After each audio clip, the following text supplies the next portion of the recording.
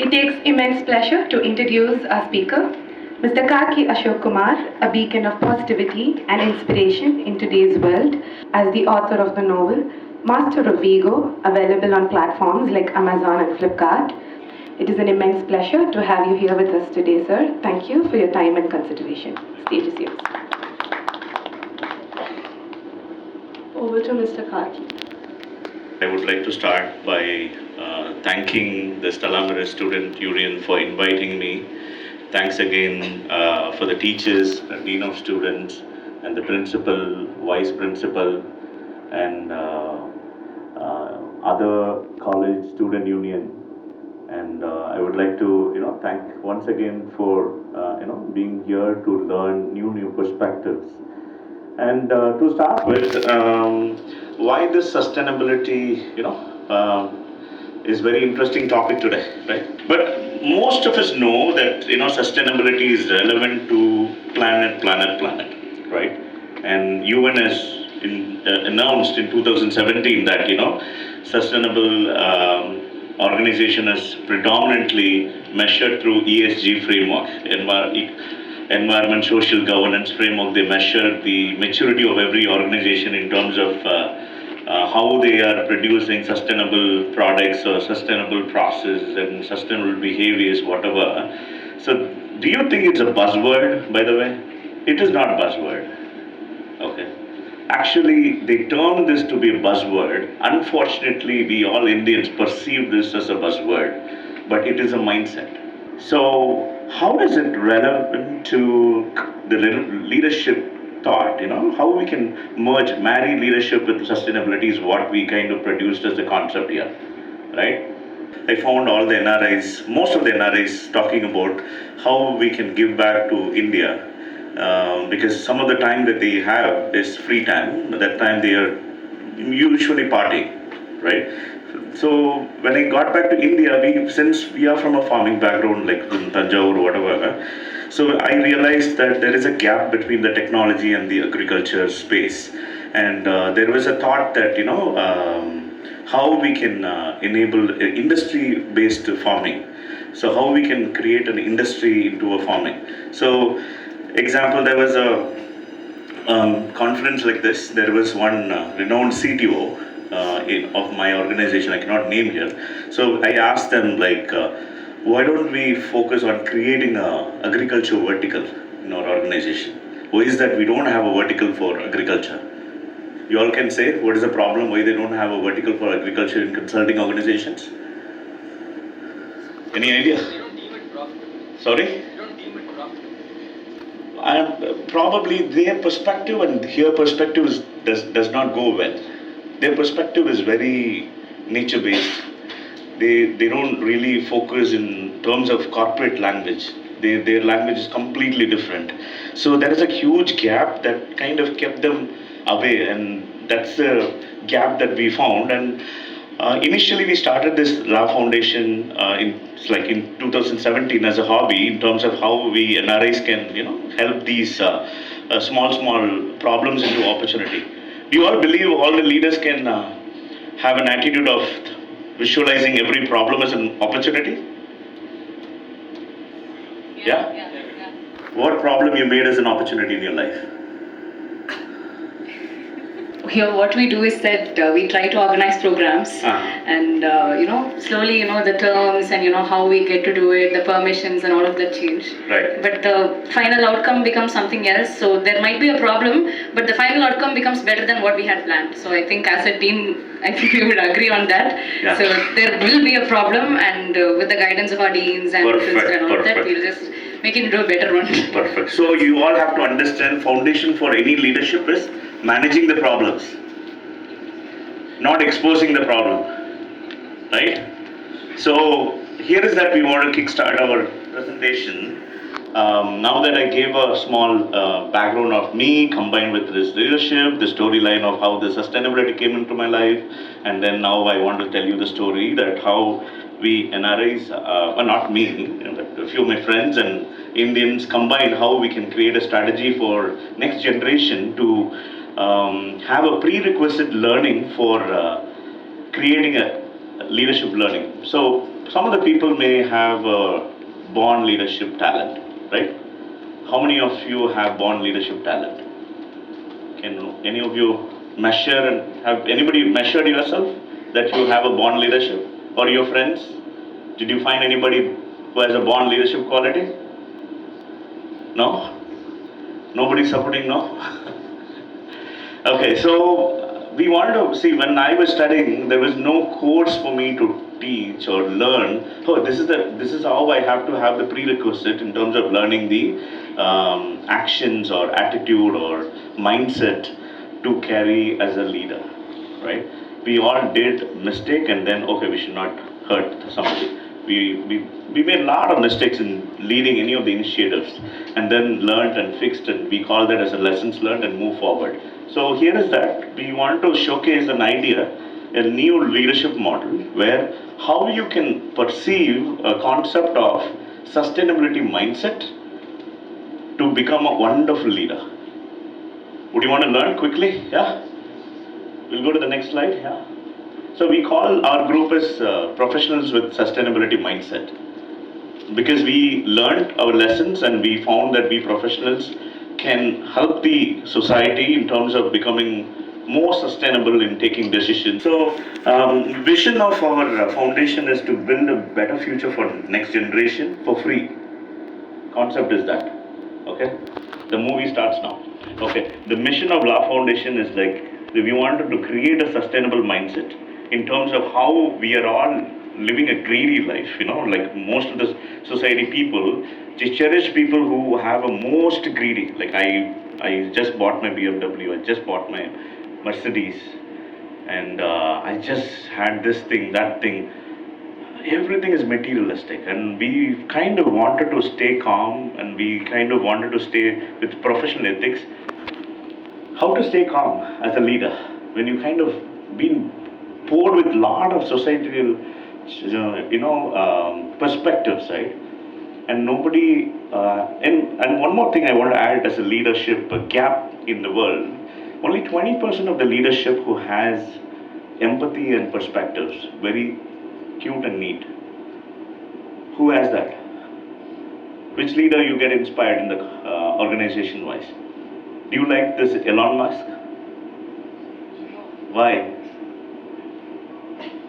Why you don't like it?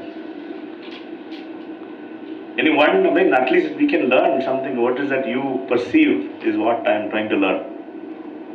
I feel like he acts on it. He just wants to do something and does. Very The media portrays him. Impulsive, yeah. And how about Google? I mean, he just acts on what his shareholders. Right. Google seems to be a very sensible, patient, calm, and takes the right decision, something like that. Is it something that you perceive? No? Okay. What is that you perceive? I mean, they also make their mistakes. They do excess layoffs and all of that. But compared to the other companies, they're slightly better is because they have shareholders who were earlier CEOs, and Right. their objectives are well defined. But that's not the case with a company like Tesla, which acts completely on impulse. Right. That's a point. Like, say, most of the organizations today, they kind of, they, say, for example, a leader comes to an organization, they ask for the number, and they ask, why did you fail this time? You didn't meet the number. Is that a good leadership? No. How he could have articulated as a leader? How better we could have. Yeah, he could have looked for a better solution about how to increase the number. Okay. Anybody? Let's find where we're going wrong. Let's figure out where we're going wrong. I told you something about empathy. How an empathetic leader who has a sustainable mindset can respond to that problem. நான் அந்த பொசிஷன்ல இருந்தா நான் என்ன பண்ணுவேன்? Yeah, that's what I'm saying. So I would say he could have asked like, hey, your numbers has gone down. Like, is everything okay with you? Come on, let's go for a coffee. I would not talk about the problem of what has up and gone. I would talk about his own personal side, try to know him, what exactly is going wrong with him. So then identify whether it's a talent issue, whether it's a personal issue, and whether it is a alignment with the leadership issue. Then you go for the solution. blindly you speak for your own emotions, will you be able to fix the problem? Right? Okay, we'll go to the next slide. So, I think, see, consequences of poor sustainability practices by human being. As I said, like, you and mostly spoke about corporates picking up sustainability, how corporates has to follow sustainability in terms of creating product line and whatever. So, but from our NGO perspective, what as a technologist, as the problem solver, what we felt is the root cause of unsustainable things are all because of human beings. Do you agree? You're all sustainable mindset people, or even me, I'm struggling to become a sustainable mindset person in terms of being, what is expected to be. But the causes, the consequences, if you look at environmental degradation, and we are doing a lot of deforestation, pollution, exploitation of resources, and even the government has like a lot of policies announced, but we don't care, but we love to complain about the government. They could have maintained this park well, they could have maintained this zoo well, and but we don't want to maintain ourselves. Like our service station, should we create human being service station? Something like that, to mind wellness or something, so something like that, right? So human health impact is where it is impacting, and then social inequality. Social inequality is something where we don't respect each other equally, whether it's a gender equality or the professionals. Say if you see a security wala in your house, would you get inspired about that? When somebody asks me who do you get inspired, I tell my apartment security is who I get inspired, because he wakes up by like 4:30, okay, and sleeps by 11:30, and ensures all the apartment cleanliness and everything is clear. He's protecting me, protecting my family, everything, right? So would you not see that person or value that person? Who are all here the celebrity lovers here? Nobody. Okay, then you're a leader. Okay, then comes resource depletion. Resource depletion is something, how are we going to maintain the natural resources such as water, minerals, and then, if you look at the climate change, carbon emissions are the major thing today, this topic, and we are only focused on carbon emissions, but we're not sure about who causes these impacts to the climate change and everything. That's why we've picked up the topic called how are we going to create a sustainable mindset to the human beings. And then economic risks and loss of biodiversity. I think, do you have any questions in this causes? No? We'll go to the next slide, yeah. Next slide, please. Principles of sustainability mindset for sustainability practitioners. So whoever wanted to be part of the sustainable club, like our NGO has created a last sustainability club, in where you kind of become a practitioner, and tomorrow when you become a leader, you would kind of carry a certificate or the trainings that we have internally by doing a little bit of social service. Who are all interested in doing sustainable social services? Anybody interested? Anybody? No? Okay. Only 2 of you, 3, 4, 5. Okay. Okay, so we plan to give this sustainability club concept to the government schools and colleges, and along with, if some of the colleges would, I heard this in Stella Maris, you already have a club like this, right?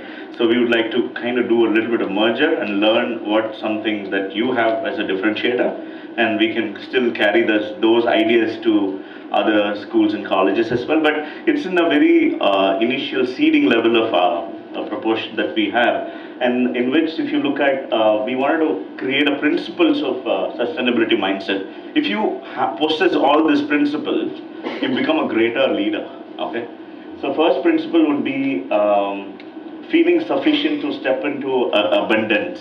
You know what is abundance? What is abundance?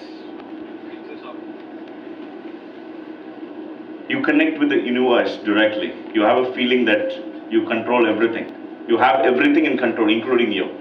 All of you are in control or not control. So feeling sufficient is what?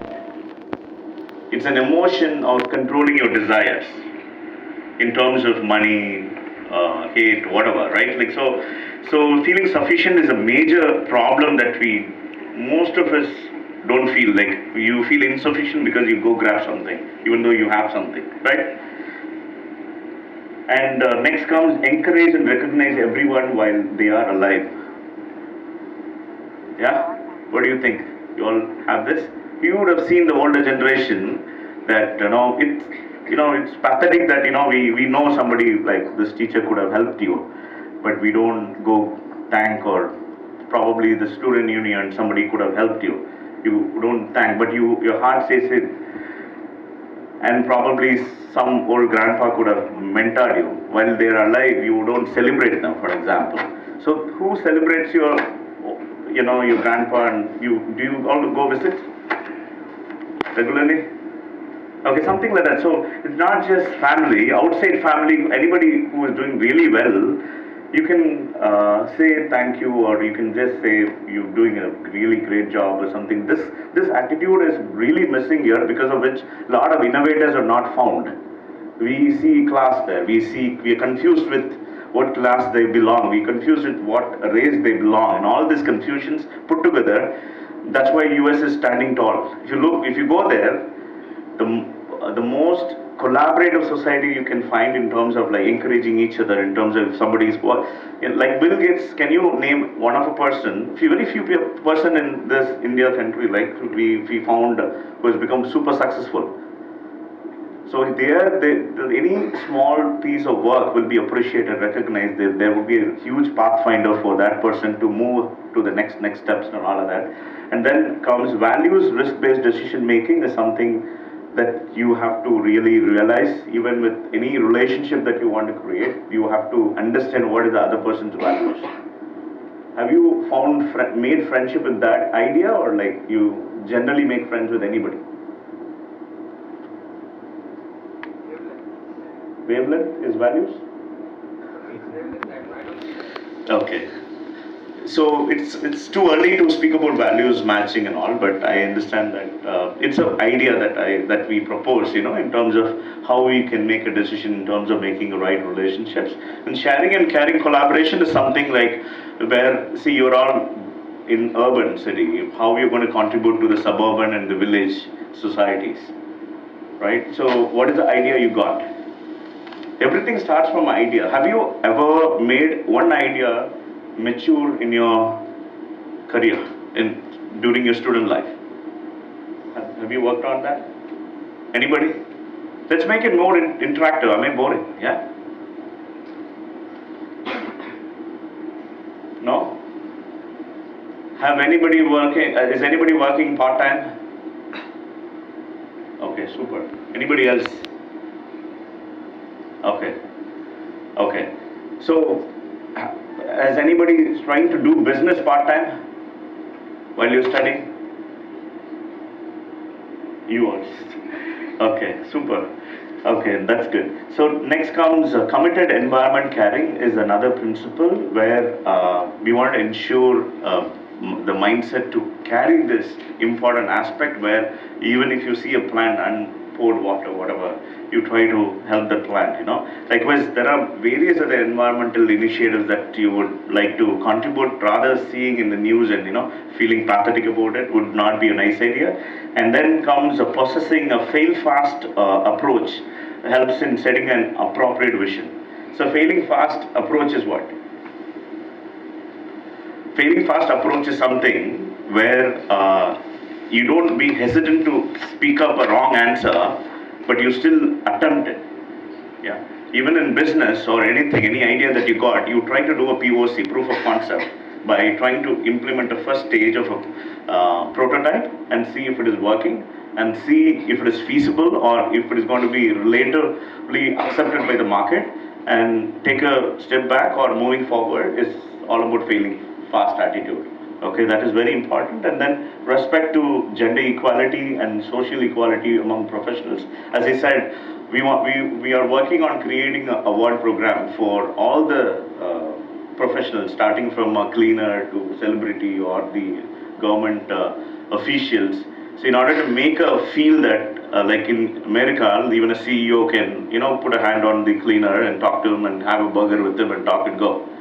But here we have this confusions in terms of, how to relate with people, and that's where we are backward. I would say the entire concept of certain ideology in terms of treating each other, making them feel better, is very much necessary. But more, I think only certain amount of percentage of people is confused. But having this principle, that award ceremony, I believe that that could really make sense for many of the professionals. Understand we have to treat other professionals equally.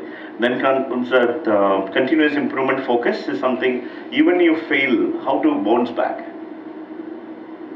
Okay, so bouncing back idea would be easily perceived when you have a principle of continuous improvement focus. What has gone, what has not worked well, what can be improved from your actions, and how you can take ownership by telling, hey, I did something wrong, I think probably we could have done this. So what is that your idea? So that kind of collaboration, or stand as a leader, if you have, then you'll be respected a lot, because you accept your faults and you kind of take ownership and then move forward. That's how we kind of wanted to create the sustainability club, so that we all have multiple idea perspectives, and we don't know how to react. We don't even teach each other. And so now that we wanted to, even these ideas, if you find you can challenge this principle, may not be a right principle for this sustainability mindset leadership, you can challenge and we can still improve. Opportunity for improvement is what we focus on. Next, please. So why embracing sustainability mindset for new leadership in the climate change era is something where we have to take ownership on our problems. And how we going to fix our problems? By practicing the principles of sustainability. You know what are principles in life? Something you believe, something you go by. Yeah, rules. You keep rules for you to follow. These are some of the rules I have for myself, like a policy. You wouldn't abide, and you want to really sincerely follow, so that you don't cross the line. So for that, we are proposing these principles, and then that would really help, help the various climate change topics, like urgent climate crisis, or business risk that is being caused, business impacts, stakeholder impact, expectations, having the products in terms of packaging, going away from the plastics or whatever. And then comes innovation and competitiveness in terms of how are we going to innovatively challenge the market in terms of increasing the quality by not using the unsustainable versions of the products. And then comes long-term viability in terms of how leaders can prioritize sustainability for lasting success. So that's where even when you go for work, they're going to ask you how you going to make this organization contribute towards sustainability. What will you answer? What will you answer? You can say it, you got training like this, and I got to learn 10 different principles about how to even take decisions based on 10 different principles of sustainability. So based on which I have a policy in choosing things and making decisions. Would that work for you? Would that be a good idea? Making a professional approach in responding, rather saying sustainability, this one buzzword, and all those things would not be entertained in corporate, because they like a disciplined approach. Okay, because some of the interviews that we go, we take, right? So that time there is a cool era that we feel that, there is, I know everything, right? So that kind of thing may not be appreciated. So for which, if you kind of regulate yourself with some of the topics like this, you would be respected, and you would be, understood that, you could be a better team member, right? So next comes talent attraction, CSR and social impact, and resilience. Resilience is something, the leadership attitude, where any of the problems that it comes, like you have to move forward. So there are various initiatives that we do as part of an NGO activities. There are some people who become more non-contributive. That time you can't be, thinking that they would do. You have to roll up your sleeves and get down to work. Just do that by your own. So you can't wait for the other person. Then comes global collaboration, is where collective efforts are essential. Leaders foster collaboration to address shared environmental concerns. So here, this type of forums, like we wanted to conduct globally, and where we are working on creating a global community. As I said, there are NRIs and local professionals, dignitaries like IAS officers, IPS officers, being part of this organization.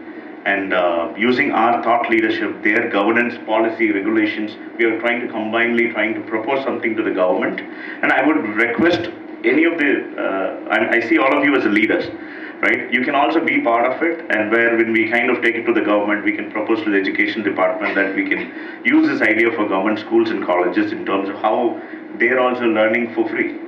Some of the curriculum that we can propose, that where you can become a tutor as a part-time, and then even if you want to become an IAS officer, how smartly you dealt your young age.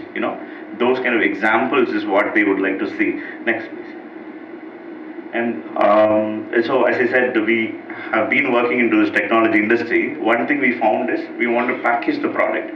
So how do we package the product is simply, I can't keep telling you what mindset, sustainability mindset. We want to create a set of questionnaires in terms of 4 pillars.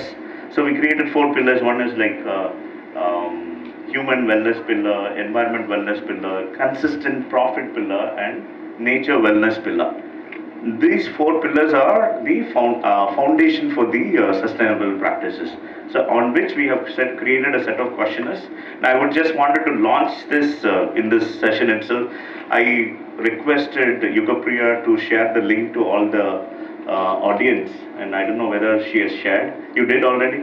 That has a set of questionnaires. For you, once you fill, it will tell you what is the mind maturity you have. What is the maturity of your sustainable mindset? It would have told you like 68% maturity you have, 70%, and there could be some recommendations for you that would have come in that tool. So if you could just take that, I would say it is easy for you to understand. Then we can also collect your details, and henceforth, when we go to when we prepare the end-to-end framework, we are also planning to launch it in US.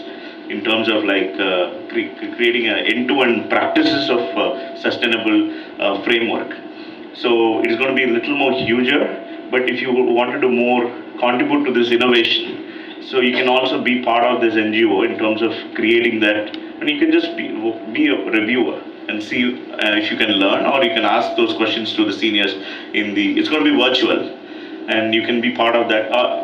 Would you want to be part of that? Yeah? Anybody? Various part of the globe, like UK, there'll be NRIs. All these people combined together, we wanted to kind of create this.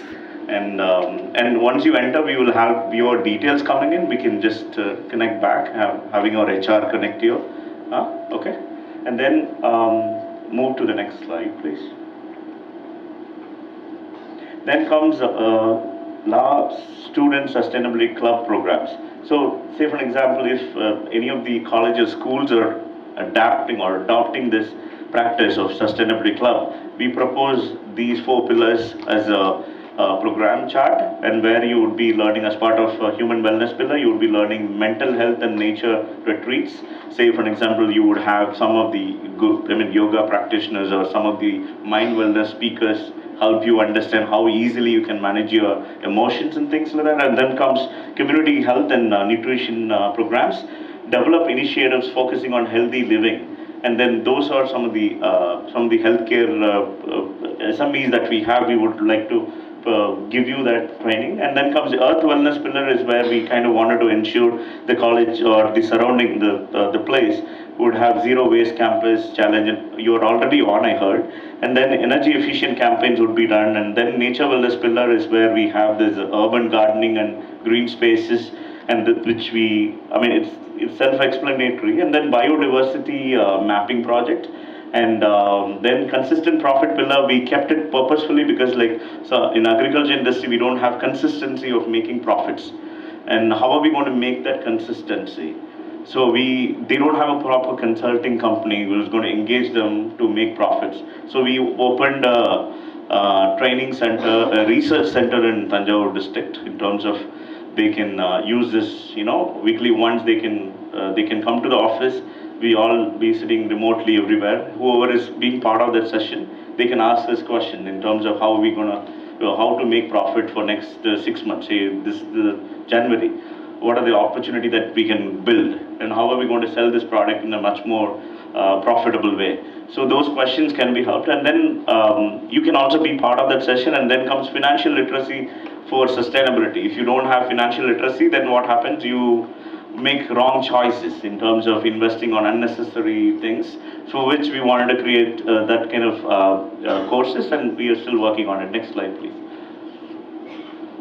Then how we recruit law sustainability board members. So we already have board members in terms of US Tower, India Tower, like that we have. And right now for the college sustainability club, for which we would also kind of engage them into a corporate style of working culture, like how we can collaborate, so that you can mock a little bit, and where collaboration and other skill sets can be enabled from while you're studying itself, right? And you would have a larger opportunity by talking to them, understand how even we see a problem, you see a problem, how we can engage in that way. So that's why we wanted to give that opportunity. If you'd like, we can talk about it later, but that's the idea behind it. But we normally want to recruit board members. We don't want to market ourselves. We don't do marketing. We feel like we are self-sufficient, as I said, but we wanted to see if somebody who has a value, and say your principals, and I've already requested them to be part of it, and yes, they'll be more of advisory support group, and likewise you can also engage, and we can just go work like that. Would that be a good idea? All the student unions, yeah? Yeah? So, right from now onwards, you build contacts with values, okay? See, I always call my contacts as my asset. The reason being my integrity level. So, I walk free just like that. My father used to ask me, how are you so confident? So, I tell him there is a mantra called values. He may not understand the term, but I tell him there is a mantra called values. And you kind of relate people with that, and you kind of ensure, if you keep practicing that more than your degree, it's going to be very promising for you. Okay, and that is a mantra I would say, that if you keep kind of relating yourself with the right people, engaging, and all those things, it would take you to heights, right? I think we are closer to the end. So we go to the next slide. Yeah. Benefits of associating with Allah Foundation Sustainability Development Initiatives. As I told you, it's all about how you build your image from while you're studying.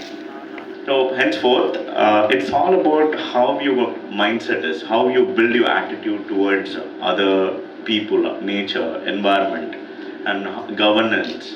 How you're going to help, make others feel better. So that's all about this mindset thing. So which we would wanted to, bring it to you as a topic. Hope it was good. And is there any questions that I can answer? Good afternoon, sir. Yeah. I'm sorry I missed the first 10-15 minutes of your session. Sure. I just had a question.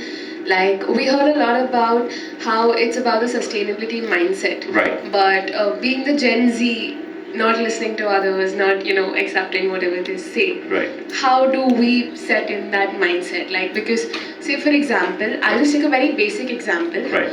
If we're following a practice of doing something and we know it's not sustainable, it's not good for the environment, and someone just says that this is an alternative that you can use, and when given the situation, we have two options to choose, we still go ahead with the one we've been doing, which is not good, because we feel like, I've done it for so long, one more time is not going to do any more harm. Okay. Correct? So how do we bring in that change?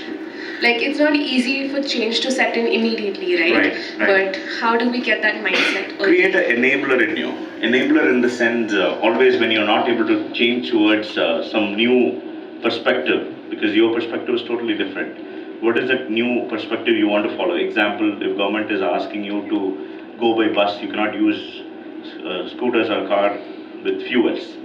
So what would you do? So that, for enabling you, you have to make yourself calm, thinking that, I'm a social worker, I'm contributing to the cause of the nation. You have to make yourself proud. That is the enabler you got. You have to motivate yourself, right? So how would you motivate yourself is the key. Because most of us don't motivate when their ideas are told. You have to say, you are a wonderful person, you're doing awesome and all. Then you automatically get motivated. We're already something. Now that we're going to go much more higher. So that's how you have to tell the other person. Yeah. All right. Yeah. Good. Super. Thank you so much, and wish you good luck. Yeah. Thank you.